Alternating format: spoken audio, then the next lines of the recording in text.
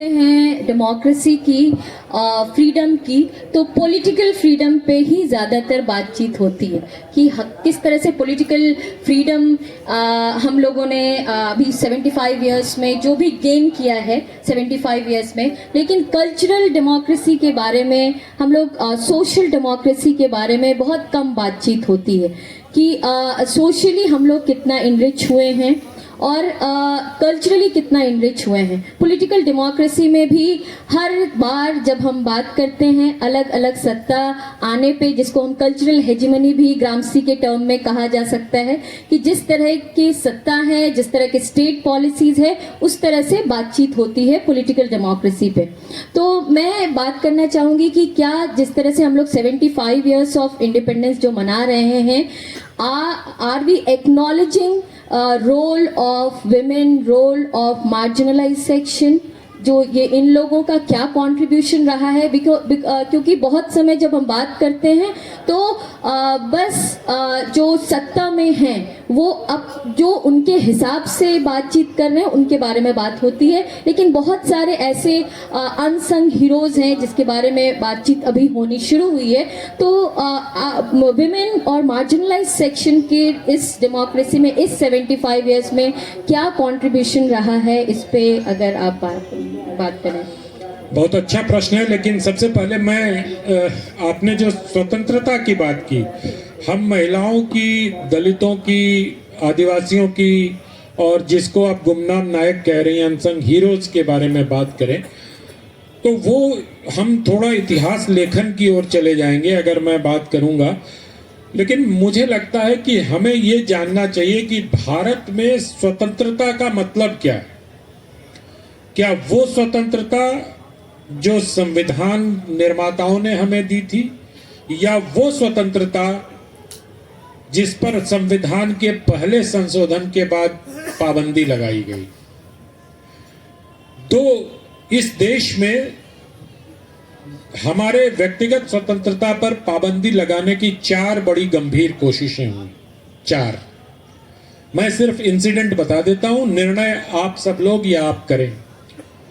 सबसे पहला, संविधान का पहला संशोधन किया गया जिसमें जो अभिव्यक्ति की स्वतंत्रता थी 21A1 जोड़ा गया, उसको लिमिटेड किया गया कि जहां तक आपकी मर्यादा जहां से शुरू होती है, मेरी स्वतंत्रता वहीं तक है। इट्स नॉट लाइक यूएस की हमें एब्सोल्यूट कोई भी चीज दी गई है, वो संविधान। लेकिन उस संशोधन के पहले हमें वो अधिकार ज्यादा थे। वो संशोधन क्यों पंडित जवाहरलाल नेहरू की सरकार ने किया, ये मुझे कहने की आवश्यकता नहीं है। उस समय उसको लियाकत समझौते से जोड़कर ये कहा गया कि मित्र राष्ट्र के बारे में प्रेस में कुछ ऊल जलूल छप रहे थे, इस वजह से ये बिल बहुत आवश्यक है और ये संशोधन भी आवश्यक है।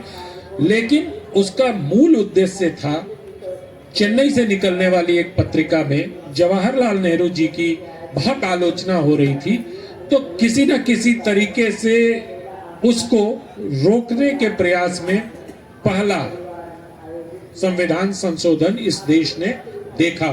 अभी बाबा साहब भीमराव अंबेडकर की पुण्यतिथि हमने मनाई है, तो बाबा साहब के संविधान में जो स्वतंत्रता हमें दी गई थी, उस स्वाधीनता को, उस स्वतंत्रता को हमें पहले संशोधन से थोड़ा कर्टेल किया गया। दूसरा, इमरजेंसी के बारे में हमें किसी को कुछ कहने की जरूरत नहीं है। नई पीढ़ी बैठी है, लेकिन पता है उनको कि कैसे अखबारों में पर पाबंदियां लगाई गई, लोगों के नागरिक अधिकार सस्पेंड किए गए, कैसे जो भी हुआ। मैं उस पर इस मंच को मैं राजनीतिक नहीं बनाना चाहता, मैं सिर्फ आपको एकेडमिकली बता रहा हूं कि दूसरा वो हुआ, पहला पंडित जवाहरलाल नेहरू के राज में, प्रधानमंत्रित्व काल में, दूसरा श्रीमती इंदिरा गांधी के प्रधानमंत्रित्व काल में, और तीसरी जो सबसे बड़ी कोशिश हुई वो 1986 में मानहानि का जो बिल राजीव गांधी लेकर आ रहे थे जब वो प्रधानमंत्री थे तब, और उसके बाद 2014 और 2016 में केबल एंड टेलीविजन एक्ट में संशोधन करने का प्रयास किया गया। और वो प्रयास ये था कि जिले के तहसीलदार को, जिसे बिहार में एसडीएम कहते हैं शायद, या एडीएम कहते हैं, अनुमंडलाधिकारी जिनको कहते हैं, अनुमंडलाधिकारी को यह आदेश दिया गया था, और मतलब आदेश नहीं, उनको यह अधिकार दिया जाना था कि वो जिस भी टेलीविजन चैनल में जाके चाहें उसका प्रसारण बंद करा सकते हैं, अगर उनके विवेक को लगता है कि ये उचित नहीं है। ठीक उसी तरह जैसे राज्यपाल को विवेक का अधिकार है, जो विवेक अभी तक डिफाइन नहीं है। तो ये 4 बड़ी गंभीर कोशिशें इस देश में स्वाधीनता को, स्वतंत्रता को बाधित करने की हुई। संविधान का पहला संशोधन, जवाहरलाल नेहरू, इमरजेंसी श्रीमती इंदिरा गांधी, मानहानि बिल श्री राजीव गांधी, और केबल एंड टेलीविजन एक्ट में संशोधन श्रीमान मनमोहन सिंह जी। ये 4 बड़े एकेडमिक चीजें हैं जिसको हमें बहुत गंभीरता से अगर आप देखेंगी तो आपको एक रेखा दिखाई देगी कि ये हुआ।